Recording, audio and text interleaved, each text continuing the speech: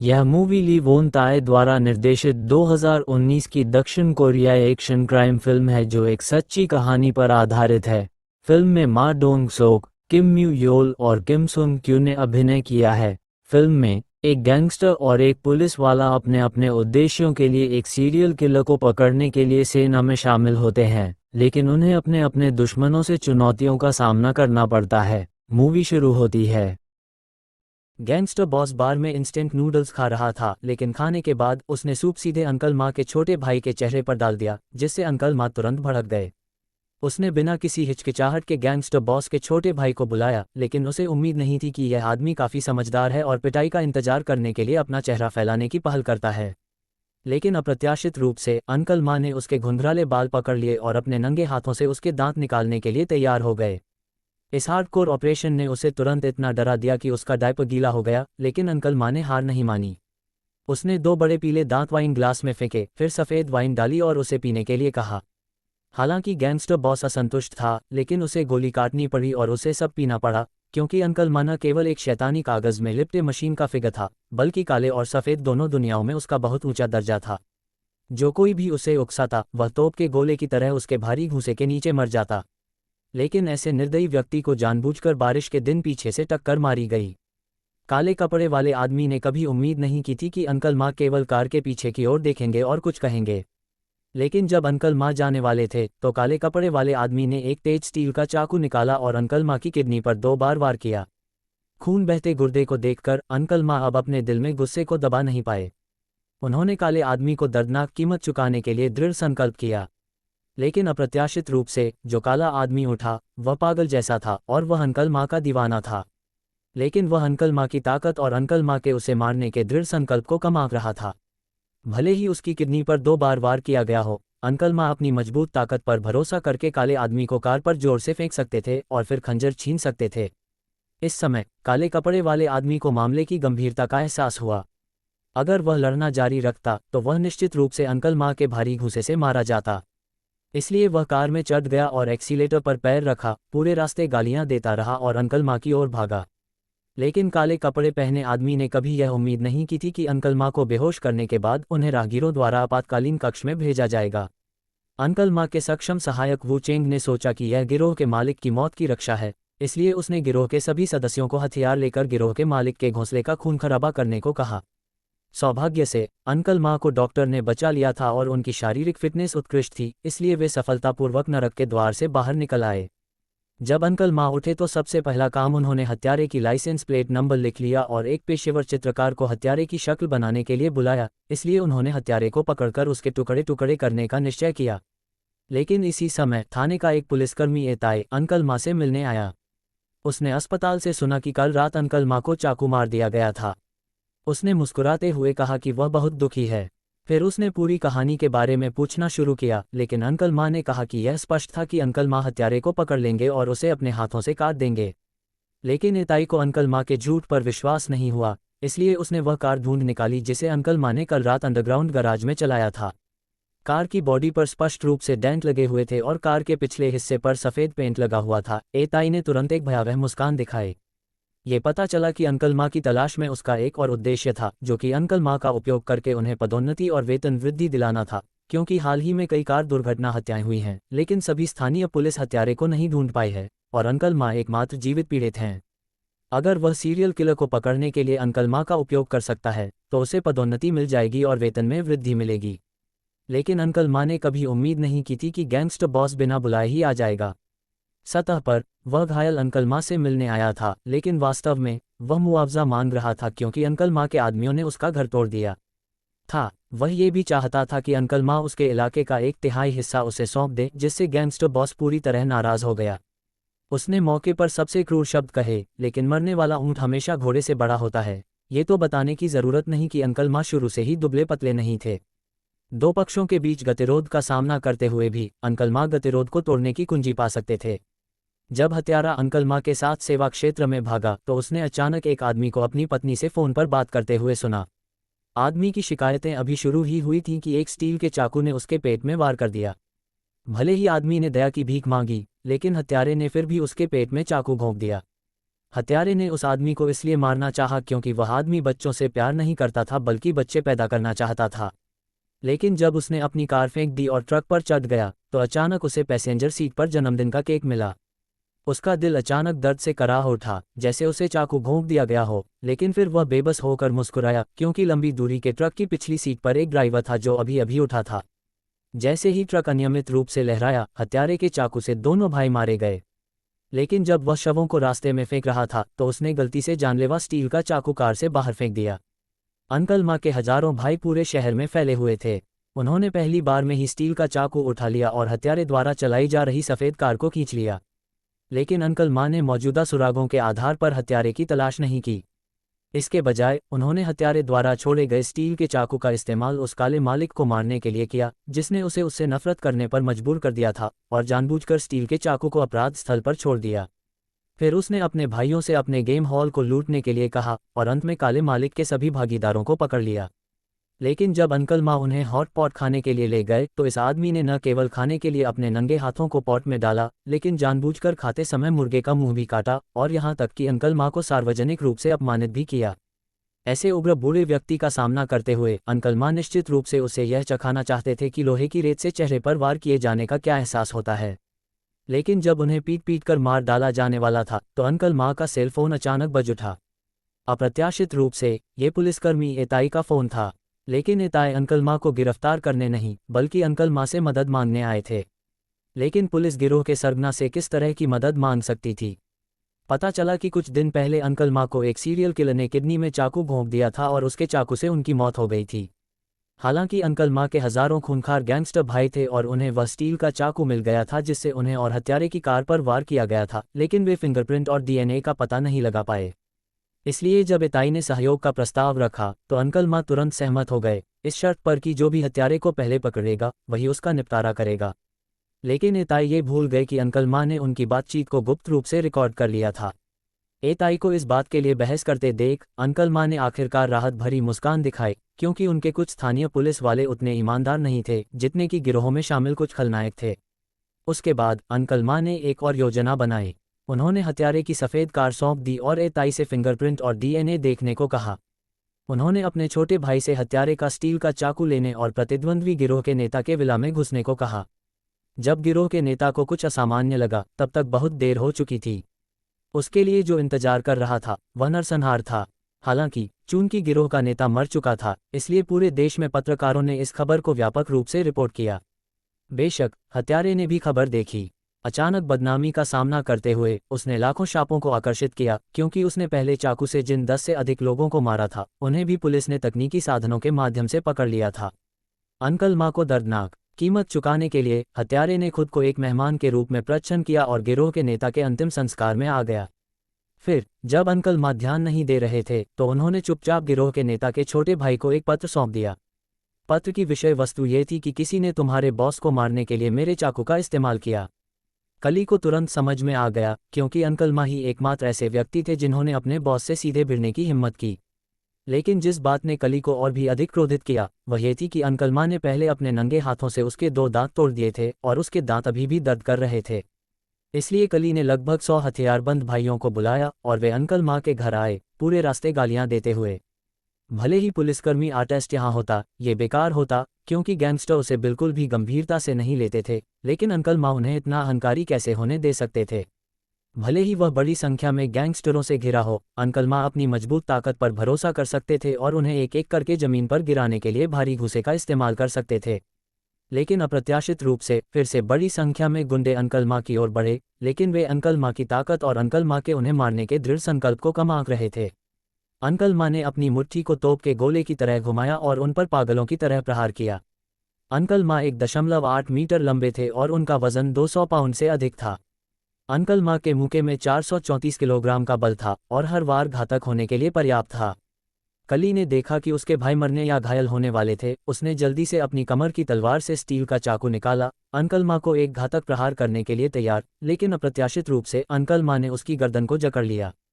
Uncle माँ द्वारा पीट पीट कर मार दिए जाने से बचने के लिए कली केवल अपने प्रतिद्वंद्वी को पुलिसकर्मी एताई से बदल सकता था, लेकिन अप्रत्याशित रूप से एताई ने पलटकर गलती से उसकी छाती पर चाकू से वार कर दिया और तुरंत खून बहने लगा। अगर पुलिस को किसी की हत्या करते हुए पाया जाता तो उन्हें निश्चित रूप से कैद कर लिया जाता, इसलिए अंकल माँ ने उन्हें झटक दिया और फिर अंकल माँ ने एक खुदाई करने वाली मशीन ढूंढी और सभी मृत गुंडों को मिट्टी में दफना दिया। हालांकि अंकल माँ के घर को तोड़ दिया गया था, सौभाग्य से हत्यारे की छोटी सफ़ेद कार को गंभीर नुकसान नहीं पहुंचा था। एएसआई ने तकनीकी साधनों के माध्यम से सफलतापूर्वक एक फिंगरप्रिंट भी निकाला। हालांकि फिंगरप्रिंट के निशान असमान थे, फिर भी पुलिस ने एक संदिग्ध व्यक्ति की पुष्टि की। लेकिन जब एएसआई ने अपने नाम के तहत किराए के घर में प्रवेश किया तो उसे अंदर 12 बड़े मछली के टैंक मिले और मछली के टैंक विभिन्न मानव अंगों से भरे हुए थे। यहाँ तक कि घर में रखी गई तस्वीरें भी उनके द्वारा अनुमानित तस्वीरों से मेल खाती थीं और हत्यारे के नाम की पुष्टि करती थीं। और अनुमानित गतिविधि क्षेत्र, अंकल माँ ने 3000 छोटे भाइयों को बुलाया और उनमें से प्रत्येक को हत्यारे की एक तस्वीर दी, अपने सबसे छोटे बेटे का बदला लेने के लिए दृढ़ संकल्प किया। अप्रत्याशित रूप से अंकल माँ के छोटे भाई बहुत शक्तिशाली थे और उन्होंने केवल 2 दिनों में 9 शहरों को खत्म कर दिया। लेकिन जब हत्यारे के पास भागने का कोई ठिकाना नहीं था तो अंकल माँ को सड़क के किनारे बिना छतरी के एक छोटी लड़की मिली। हालांकि वह एक गैंगस्टर बॉस थी, लेकिन वह कोमल और दयालु हरकतें कर रही थी। जब अंकल माँ सड़क किनारे धूम्रपान कर रहे थे तो उन्होंने देखा कि बस का इंतजार कर रही एक छात्रा उनके गले में फंस गई है और उसने जल्दी से अपने हाथ से सिगरेट फेंक दी। ये देखकर कि छात्रा भारी बारिश में भीग गई थी, अंकल माँ ने धीरे से उससे छाता लेने को कहा, लेकिन इस समय पुलिसकर्मी एक गाली देते हुए आया। उसने लड़की से अजनबियों से चीजें लापरवाही से न लेने को कहा और कहा कि गैंगस्टर दीवार जितना बड़ा था। बस में चढ़ने से पहले लड़की ने अंकल माँ के प्रति अपनी आंतरिक कृतज्ञता व्यक्त की, लेकिन किसी को भी उम्मीद नहीं थी कि कार में चुपचाप बैठा एक सीरियल किलर था और उसके मन में अंकल माँ के प्रति द्वेष था। उस रात लड़की एक लाश बन गई और लाश के बगल में छोटी लड़की के पास अभी भी वह छाता था जो अंकल माँ ने उसे दिया था। उसके दिल में अचानक ऐसा लगा जैसे उसे चाकू घोंप दिया गया हो।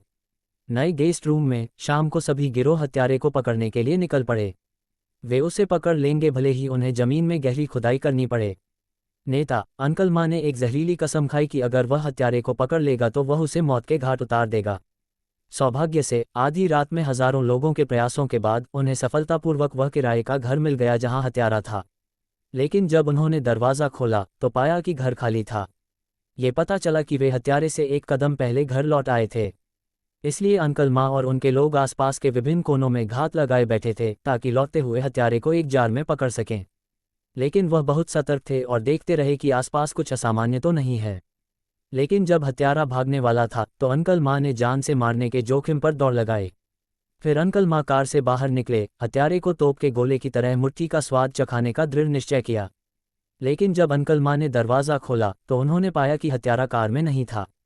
सौभाग्य से उनके छोटे भाई म्यूचेंग ने भागे हुए हत्यारे को खोज लिया, इसलिए पुलिसकर्मी एएसआई और उन दोनों ने उसका पीछा करना शुरू कर दिया। हालांकि चूंकि यह जगह गलियों से भरी थी, इसलिए तीनों को अलग अलग तलाश करनी पड़ी। लेकिन जैसे ही म्यूचेंग एक कोने में भागा, उसे अचानक हत्यारे ने चाकू मार दिया और फिर उसकी गर्दन काट दी गई। म्यूचेंग अंकल माँ का सबसे योग्य और घनिष्ठ छोटा भाई था। अंकल माँ कदम दर कदम एक गैंगस्टर के पद तक पहुंचने में सक्षम थे और कम से कम एक तिहाई श्रेय उन्हें ही जाता है। जब अंकल माँ पहुंचे तो म्यूचेंग की सांसें थम चुकी थीं, लेकिन जब अंकल माँ उन्हें अस्पताल ले जाने वाले थे तभी म्यूचेंग ने हताश होकर उनसे हत्यारे को पकड़ने के लिए कहा और फिर अपनी आखिरी सांस निगल ली, जिससे अंकल माँ तुरंत क्रोधित हो गए। उन्होंने जमीन पर पड़े खून के धब्बों का पीछा करते हुए केटीवी तक पहुंचे और आखिरकार एक निजी कमरे के बाहर 2 लड़कियों को रोते और गाते हुए पाया। इस समय अंकल माँ अच्छी तरह से जानते थे कि जिस व्यक्ति को वे मारने जा रहे हैं वह उस दरवाजे के पीछे होना चाहिए और एक निर्दयी और पागल नरसंहार शुरू होने वाला था। जब लड़की ने अंकल माँ के हाव भाव देखे तो वह जल्दी से निजी कमरे के सबसे भीतरी कोने में चली गई। अंदर का हत्यारा स्टील के चाकू से शौचालय का दरवाज़ा बंद कर रहा था, लेकिन अंकल माँ ने अप्रत्याशित रूप से दरवाज़ा भी तोड़ दिया। फिर उसने अपनी मुट्ठी को तोप के गोले की तरह फैलाया और हत्यारे के सिर पर निशाना साधा और उसे पागलों की तरह कुचल दिया। यहाँ तक कि लकड़ी का दरवाज़ा भी टुकड़े टुकड़े हो गया, लेकिन इससे भी उसकी नफरत कम नहीं हुई। इसलिए अंकल माँ ने दरवाजे को शौचालय से बाहर जाने के लिए कहा और फिर उसे मुर्गे की तरह उठाया, अपने लंबे समय से दबे हुए गुस्से को अंतहीन रूप से बाहर निकाला। 1 घंटे तक जोर से घुमाने के बाद अंकल माँ ने उसे अपने घर में घसीटा, उसे अत्यधिक दर्द और यातना का स्वाद चखाने का दृढ़ निश्चय किया। हालांकि हत्यारा अभी भी मरने से पहले अंकल माँ के परिवार को गंदी गंदी गालियां दे रहा था, जिसने तुरंत अंकल माँ को क्रोधित कर दिया। उसने 434 किलोग्राम के बल के साथ एक मुक्का मारा और यहाँ तक कि कुर्सी को भी जमीन पर गिरा दिया। अप्रत्याशित रूप से पीटा गया हत्यारा अभी भी बहुत पागल था। फिर अंकल माँ ने एक धारदार चाकू उठाया और कुछ भी बकवास नहीं किया। उन्होंने हत्यारे के घुंघराले बालों को पकड़ा और ये देखने की कोशिश की कि क्या वह चाकू से उसे गोल आकार में काट सकता है। लेकिन उसे उम्मीद नहीं थी कि यह पुलिसकर्मी एताई था। हालांकि उसने अंकल मा के साथ सहयोग किया था, लेकिन एताई पदोन्नति पाने और अमीर बनने के अपने सपने को पूरा करना चाहता था, इसलिए उसे हत्यारे को कानून के हवाले करना पड़ा। जब अंकल मा की नींद खुली तो उन्हें पता चला कि जिस दुनिया पर उन्होंने विजय प्राप्त की थी वह काफ़ी बदल गई थी। न केवल उनके सभी अधीनस्थों को गिरफ्तार किया गया था, बल्कि वह खुद भी पुलिस द्वारा वांछित थे। लेकिन एताई की साजिश का सामना करते हुए अंकल मा को उसे भारी कीमत चुकानी पड़ी। एताई द्वारा लूटे गए सीरियल किलर ने दोषी होने की दलील देने से इनकार कर दिया, क्योंकि पुलिस के पास कोई ठोस सबूत नहीं था और उसके फिंगरप्रिंट सल्फ्यूरिक एसिड से खराब हो गए थे। इसलिए पुलिस उसे केवल अस्पताल भेज सकती थी, जहां उन्होंने उसे अच्छे खाने पीने के साथ बड़े मालिक की तरह व्यवहार किया। मुकदमे के दिन भी हत्यारे ने एक बड़ा कदम उठाया। इस अप्रत्याशित उत्तर ने तुरंत उपस्थित सभी लोगों को चौंका दिया। लेकिन जब सभी हैरान थे और सभी पीड़ितों के परिवार फूट फूट कर रो रहे थे, तो अंकल मा शांति से मुकदमे की जगह पर चले गए। क्योंकि वह सीरियल मर्डर केस में एकमात्र जीवित बचे थे और उनके सीने पर चाकू का घाव हत्यारे द्वारा छोड़ा गया था जिसने उन्हें चाकू मारा था। न्यायिक पुलिस ने उनके कपड़े खोलने के बाद पाया कि घाव का स्थान बिल्कुल वैसा ही था जैसा कि अंकल मा ने बताया था। अंकल मा ने ये सब इसलिए किया क्योंकि एताई ने अंकल मा की हत्या के सबूत जब्त कर लिए थे। अगर अंकल मा ने अदालत में बताया कि वह असली हत्यारा है, तो वह अपने पद का इस्तेमाल करके अंकल मा को हल्की सजा सुना देगा। अंत में न्यायाधीश द्वारा पुष्टि के बाद हत्यारे को मौत की सजा सुनाई गई और अंकल मा को अवैध रूप से आर्केड चलाने के लिए 3 महीने की सजा सुनाई गई। लेकिन हत्यारे को कभी उम्मीद नहीं थी कि एताई के अनुरोध पर सहमत होने से पहले अंकल मा ने एक घातक शर्त रखी, यानी उसे और हत्यारे को एक ही जेल में डाल दिया जाए। इस समय हत्यारे को पता चला कि जेल में सभी कैदी अंकल मा के अधीनस्थ थे। अंकल मा ने ये सब इसलिए किया क्योंकि वह न केवल चाकू से मारे गए याओजी का बदला लेना चाहते थे, बल्कि उस छोटी लड़की का बदला भी लेना चाहते थे जिसे मार दिया गया था, और मृत वुचेंग को स्पष्टीकरण देना चाहते थे। रात में हत्यारा नहा रहा था, लेकिन अंकल मा अपनी बांह जितनी मोटी भांग की रस्सी लेकर अंदर चले आए। वे दोनों निश्चित रूप से एक पूर्ण अंत करेंगे। जैसे जैसे हत्यारे की मुस्कान धीरे धीरे जमती गई, अंकल मा अंत तक शांति से मुस्कुराते रहे। लेकिन अप्रत्याशित रूप से अंकल मा ने दरवाजे को भी नष्ट कर दिया और फिर अपनी मुट्ठी को तोप के गोले की तरह फैलाया, हत्यारे के सिर पर निशाना साधा और बेतहाशा मुक्का मारा, यहाँ तक कि लकड़ी का दरवाजा भी टुकड़े टुकड़े हो गया। लेकिन यह अभी भी उनकी नफरत को कम नहीं कर सका। इसलिए अंकल मा ने शौचालय से दरवाजा निकाला और फिर उसे मुर्गे की तरह उठाया। लंबे समय से उनके दिल में दबा हुआ गुस्सा लगातार बाहर निकाला। 1 घंटे तक जोर जोर से मुक्का मारने के बाद अंकल मा उसे घसीटकर अपने घर ले गए। उसे अंतिम पीड़ा और यातना का स्वाद चखाने के लिए दृढ़ संकल्पित थे। लेकिन अप्रत्याशित रूप से हत्यारे ने मरने से पहले अंकल मा के परिवार को अपशब्द कहे और इसने अंकल मा को तुरंत क्रोधित कर दिया और उन्होंने 434 किलोग्राम के बल के साथ एक मुक्का मारा, यहाँ तक कि एक कुर्सी को भी जमीन पर गिरा दिया। अप्रत्याशित रूप से पीटा गया हत्यारा अभी भी बहुत पागल था और फिर अंकल मा ने एक तेज चाकू पाया और बिना किसी बकवास के उन्होंने हत्यारे के घुंघराले बालों को पकड़ लिया और उसे चाकू से गोल आकार में काटने की कोशिश की। लेकिन अप्रत्याशित रूप से ये पुलिसकर्मी एताई निकला। हालांकि उन्होंने और अंकल मा ने सहयोग किया था, एताई पदोन्नति पाने और अमीर बनने के अपने सपने को पूरा करना चाहता था, इसलिए उसे हत्यारे को कानून के हवाले करना पड़ा। जब अंकल मा होश में आए तो उन्होंने जाना कि जिस दुनिया पर उन्होंने विजय प्राप्त की थी वह काफ़ी बदल गई थी। न केवल उनके सभी अधीनस्थों को गिरफ्तार कर लिया गया था, बल्कि वे खुद भी पुलिस द्वारा वांछित थे। हालांकि एताई की साजिश का सामना करते हुए अंकल मा को उसे एक दर्दनाक कीमत चुकानी पड़ी। एताई द्वारा लूटे गए सीरियल किलर ने दोषी होने से इनकार कर दिया, क्योंकि पुलिस के पास कोई ठोस सबूत नहीं था और उसके फिंगरप्रिंट सल्फ्यूरिक एसिड से खराब हो गए थे। पुलिस उसे केवल अस्पताल भेज सकती थी, जहां उन्होंने उसे अच्छे खाने पीने के साथ बड़े मालिक की तरह व्यवहार किया। मुकदमे के दिन भी हत्यारे ने एक बड़ा कदम उठाया। इस अप्रत्याशित उत्तर ने तुरंत उपस्थित सभी को चौंका दिया। लेकिन जब हर कोई हैरान था और सभी पीड़ितों के परिवार रो रहे थे, अंकल मा शांति से मुकदमे के दृश्य में चले गए, क्योंकि वे सीरियल मर्डर केस के एकमात्र जीवित बचे थे और उनके सीने पर चाकू का घाव हत्यारे ने खुद को चाकू मार लिया था। न्यायिक पुलिस ने उसके कपड़े खोलने के बाद पाया कि घाव का स्थान बिल्कुल वैसा ही था जैसा कि अंकल मा ने कहा था। अंकल मा ने ये सब इसलिए किया क्योंकि एताई ने अंकल मा की हत्या के सबूत पकड़ लिए थे। अगर अंकल मा ने अदालत में बताया कि वह असली हत्यारा है, तो वह अपने पद का इस्तेमाल करके अंकल मा को हल्की सजा सुना देगा। अंत में न्यायाधीश द्वारा पुष्टि के बाद हत्यारे की मौत की सजा स्थगित कर दी गई और अंकल मा को अवैध रूप से आर्केड चलाने के लिए 3 महीने की सजा सुनाई गई। लेकिन हत्यारे को कभी उम्मीद नहीं थी कि अंकल माएताई के अनुरोध पर सहमत होने से पहले उन्होंने एक घातक शर्त रखी जो उन्हें और हत्यारे को एक ही जेल में डालने की थी। इस समय हत्यारे को पता चला कि जेल में सभी कैदी अंकल मा के छोटे भाई थे, और अंकल मा ने ये सब क्यों किया, इसका कारण न केवल चाकू से मारे गए याओजी का बदला लेना था, बल्कि उस छोटी लड़की का बदला भी लेना था जिसे मार दिया गया था, और मृत वुचेंग को स्पष्टीकरण देना था।